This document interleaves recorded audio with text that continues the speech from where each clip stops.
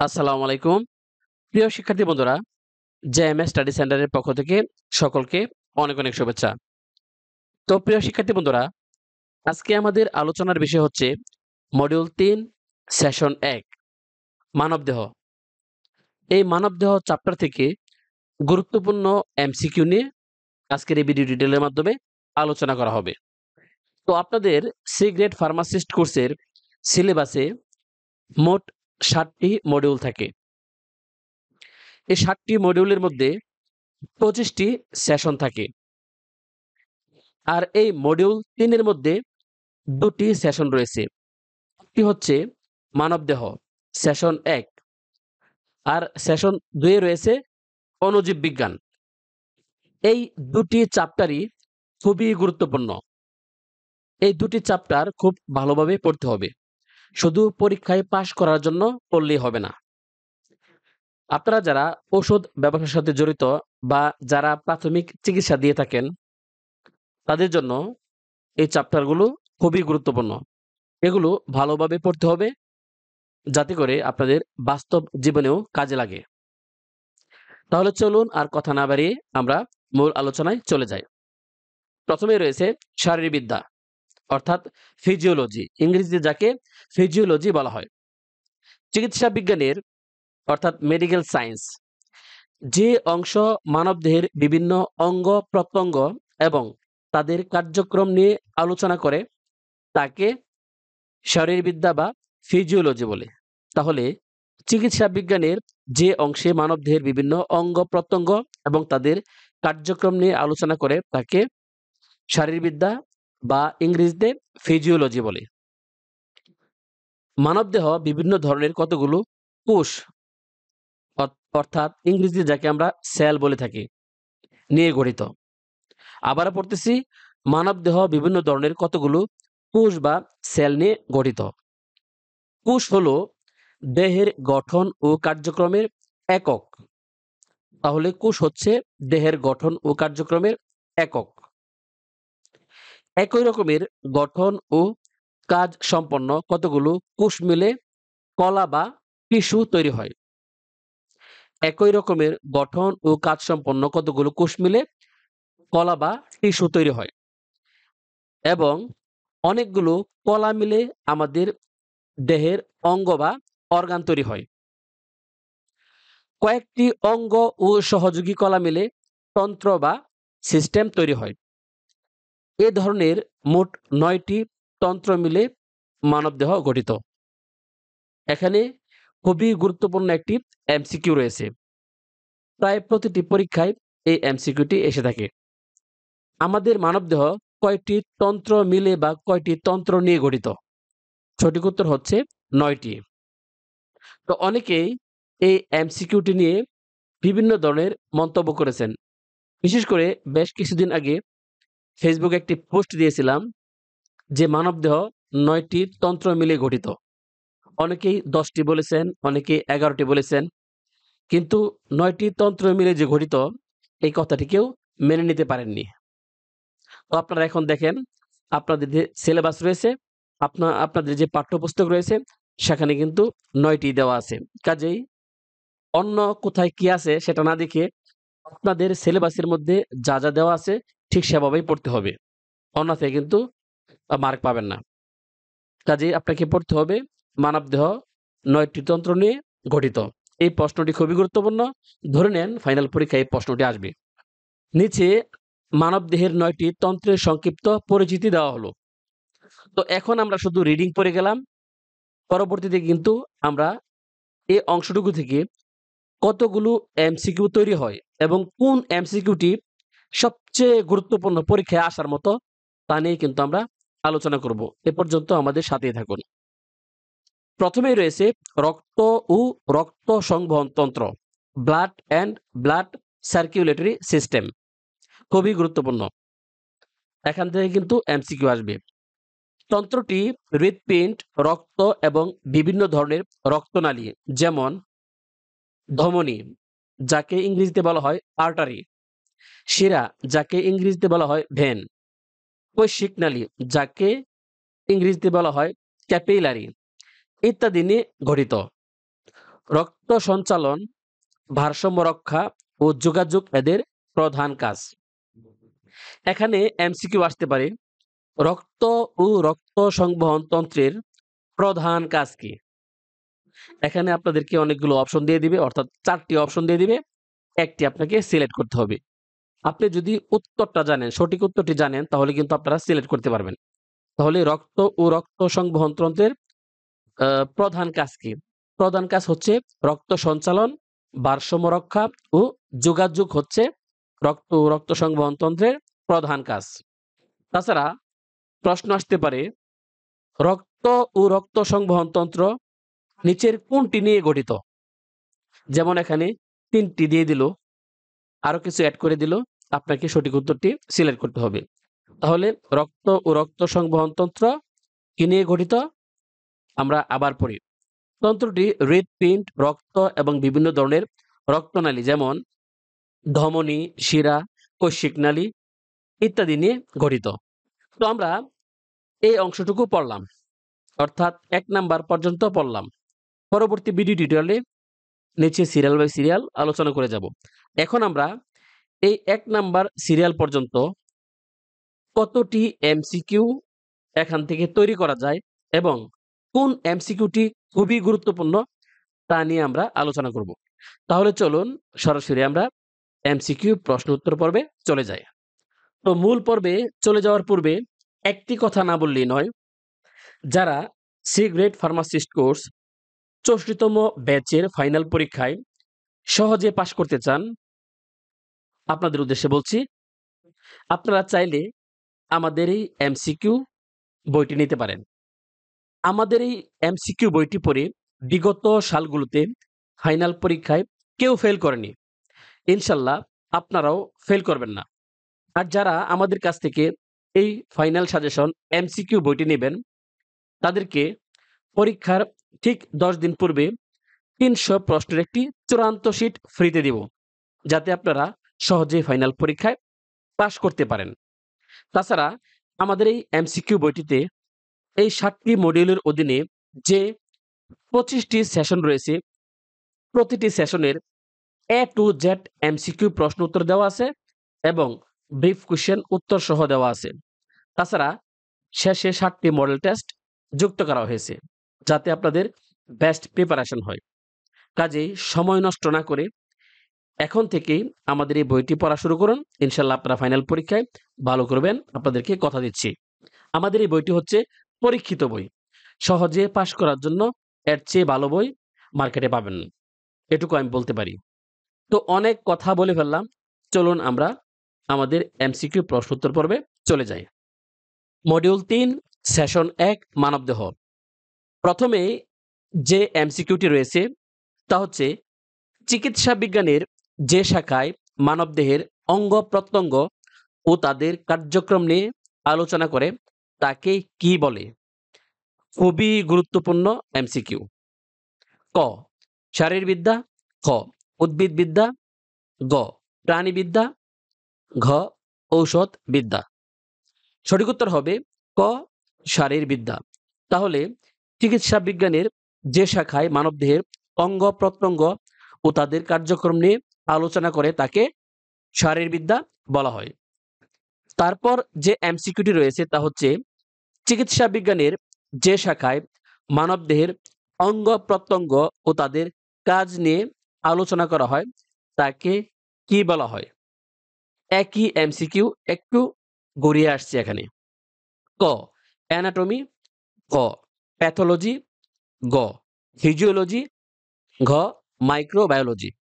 সঠিক উত্তর হবে গ ফিজিওলজি, কারণ শারীরবিদ্যার ইংরেজি হচ্ছে ফিজিওলজি। তাহলে সঠিক উত্তর হবে ফিজিওলজি। চিকিৎসা বিজ্ঞানের যে শাখায় মানবদেহের অঙ্গ প্রত্যঙ্গ ও তাদের কাজ নিয়ে আলোচনা করা হয় তাকে ফিজিওলজি বলা হয়। এমসিকিউ নাম্বার 3, মানবদেহ বিভিন্ন ধরনের কতগুলো কি নিয়ে গঠিত হয়?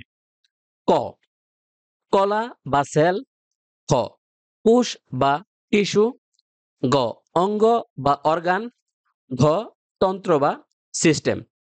সঠিক উত্তর হবে ঘ কোষ বা টিস্যু। এমসিকিউ নাম্বার 4, মানবদেহের গঠন কিসের মাধ্যমে শুরু হয়? ক কলা বা সেল, খ কোষ বা টিস্যু, গ অঙ্গ বা অর্গান, ঘ তন্ত্র বা সিস্টেম। সঠিক উত্তর হবে ঘ কোষ বা টিস্যু। তাহলে মানবদেহের গঠন কোষের মাধ্যমে শুরু হয়। এমসিকিউ নাম্বার 5, দেহের গঠন ও কার্যক্রমের একককে কি বলে? খুবই গুরুত্বপূর্ণ এমসিকিউ। দেহের গঠন ও কার্যক্রমের একককে কি বলে? ক কলা বা সেল, খ কোষ বা টিস্যু, গ অঙ্গ বা অর্গান, ঘ তন্ত্র। সঠিক উত্তর হবে খ কোষ বা টিস্যু। তাহলে দেহের গঠন ও কার্যক্রমের একককে কোষ বলে। খুবই গুরুত্বপূর্ণ এমসিকিউ, ভালোভাবে মুখস্থ করে ফেলতে হবে। এমসিকিউ নাম্বার 6, একই রকমের গঠন ও কাজ সম্পন্ন কতগুলো কোষ মিলে কি তৈরি হয়? এটিও কিন্তু খুবই গুরুত্বপূর্ণ এমসিকিউ। একই রকমের গঠন ও কাজ সম্পন্ন কতগুলো কোষ মিলে কি তৈরি হয়? ক অঙ্গ, খ তন্ত্র, গ কলা, ঘ রস। সঠিক উত্তর হবে গ কলা। তাহলে একই রকমের গঠন ও কাজ সম্পন্ন কতগুলো কোষ মিলে কলা তৈরি হয়? আবারও বলছি, একই রকমের গঠন ও কাজ সম্পন্ন কতগুলো কোষ মিলে কলা তৈরি হয়? এই এমসিকিউটি খুব ভালোভাবে মনে রাখতে হবে। এমসিকিউ নাম্বার 7, একাধিক কোষ একত্রে কি গঠন করে?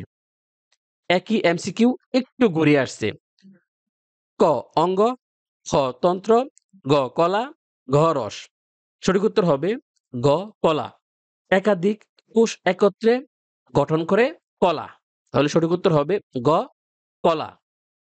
এমসিকিউ নাম্বার 8, অনেকগুলো কলা মিলে আমাদের দেহের কি তৈরি হয়? ক হাড় বা বোন, খ অঙ্গ বা অর্গান, গ তন্ত্র বা সিস্টেম, ঘ রক্ত বা ব্লাড। সঠিক উত্তর হবে খ অঙ্গ বা অর্গান। তাহলে অনেকগুলো কলা মিলে আমাদের দেহের অর্গান বা অঙ্গ তৈরি হয়। এমসিকিউ নাম্বার 9, কলা একত্রে কি তৈরি করে? একই এমসিকিউ, একটু ঘুরিয়ে আসছে। ক হাড়, ঘ অঙ্গ, গ তন্ত্র, ঘ রক্ত। সঠিক উত্তর হবে খ অঙ্গ বা অর্গান। তাহলে কলা একত্রে তৈরি করে অর্গান বা অঙ্গ। এমসিকিউ নাম্বার 10, কয়েকটি অঙ্গ ও সহযোগী কলা মিলে কি তৈরি হয়? খুবই গুরুত্বপূর্ণ এমসিকিউ। কয়েকটি অঙ্গ ও সহযোগী কলা মিলে কি তৈরি হয়? ক কোষ বা সেল, খ কলা বা টিস্যু, গ তন্ত্র বা সিস্টেম, ঘ স্নায়ু বা নার্ভ। সঠিক উত্তর হবে গ তন্ত্র বা সিস্টেম। তাহলে কয়েকটি অঙ্গ ও সহযোগী কলা মিলে তৈরি হয় সিস্টেম বা তন্ত্র। তাহলে সঠিক উত্তর হবে গ তন্ত্র।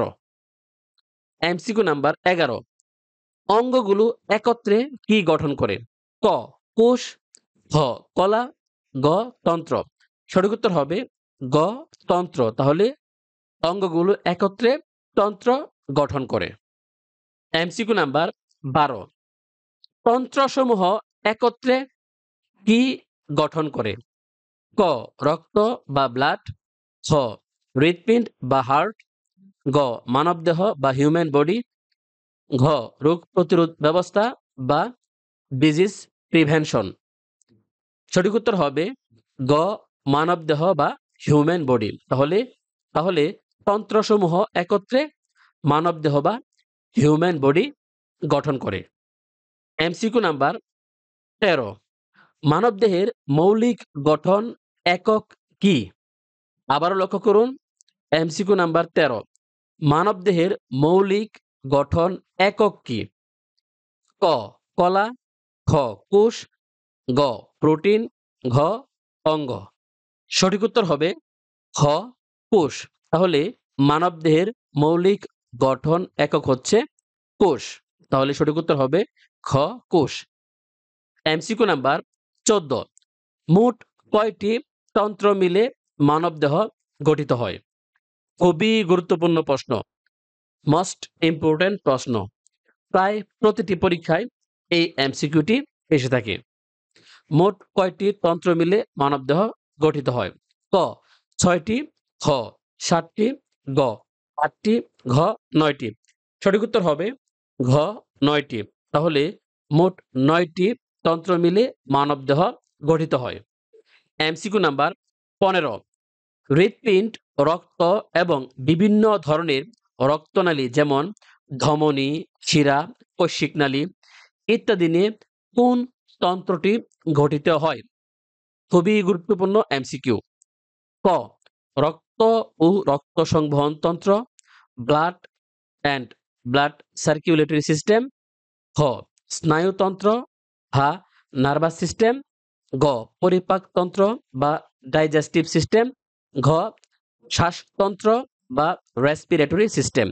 সঠিক উত্তর হবে ক রক্ত ও রক্ত সংবহন তন্ত্র অর্থাৎ blood and blood circulatory system নিয়ে গঠিত।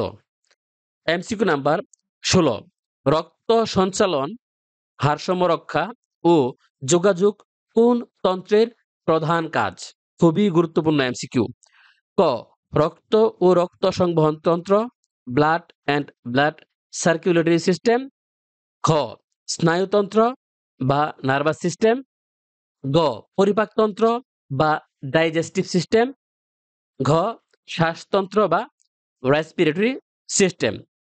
সঠিক উত্তর হবে ক রক্ত ও রক্ত সংবহন তন্ত্র অর্থাৎ blood and blood circulatory system. MCQ number 17, রক্ত সংবহন তন্ত্রের প্রধান কাজ কি?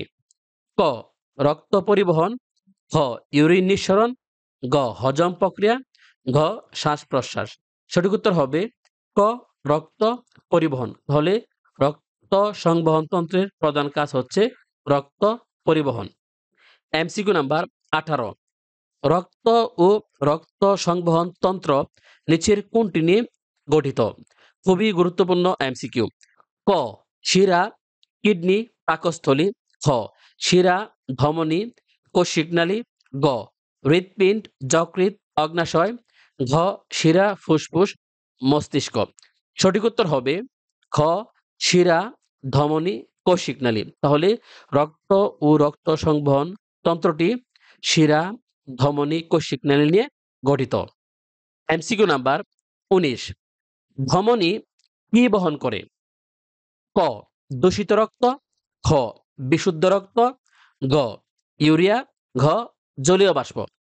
সঠিক উত্তর হবে খ বিশুদ্ধ রক্ত।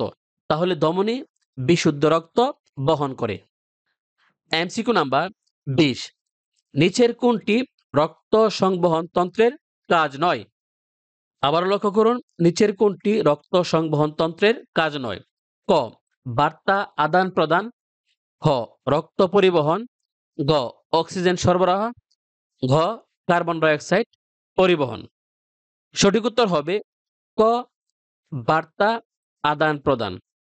তাহলে রক্ত সংবহন তন্ত্রের কাজ নয় বার্তা আদান প্রদান। এমসিকিউ নাম্বার 21, নিচের কোনটি রক্তনালী নয়? আবার লক্ষ্য করুন, এমসিকিউ 21, নিচের কোনটি রক্তনালী নয়? ক ধমনী, খ শিরা, গ স্নায়ু, ঘ কৈশিকনালী। সঠিক উত্তর হবে গ স্নায়ু। তাহলে স্নায়ু রক্তনালী নয়, রক্তনালী হচ্ছে ধমনী, শিরা, কৈশিকনালী। এমসিকিউ নাম্বার 22, নিচের কোনটি রক্ত সংবহন তন্ত্রের অংশ নয়? ক হৃৎপিণ্ড, ঘ ধমনী, গ শিরা, ঘ বৃক্ক। সঠিক উত্তর হবে ঘ বৃক্ক। বৃক্ক রক্ত সংবহন তন্ত্রের অংশ নয়। তাহলে রক্ত সংবহন তন্ত্রের অংশ হচ্ছে হৃৎপিণ্ড, ধমনী, শিরা, কৈশিকনালী। এগুলো হচ্ছে রক্ত সংবহন তন্ত্রের অংশ। অংশ ৯ হচ্ছে বৃক্ক।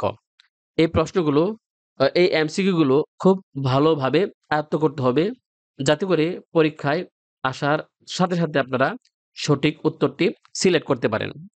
খুব ভালোভাবে কিন্তু পড়তে হবে। কারণ ফাইনাল পরীক্ষায় আপনি কারো সহযোগিতা পাবেন না। কারণ সহযোগিতা করার মতো কারো কোনো সময় হাতে থাকবে না। অল্প সময়ের মধ্যে আপনাদেরকে ১০০ প্রশ্নের সঠিক উত্তর সিলেক্ট করতে হবে। অর্থাৎ বৃত্ত ভরাট করতে হবে। যদি দেখাদেখি করে পাস করার চিন্তা করেন, তাহলে কিন্তু বিপদে পড়ে যাবেন। কারণ ঘাড় নাড়ানোর সুযোগ পাবেন না। খুব হার্ড পরীক্ষা হয়। নিজে থেকেই পড়াশোনা করে পাস করতে হবে। তো আজকের মতো এখানেই শেষ করলাম। আল্লাহ হাফেজ। আসসালামু আলাইকুম।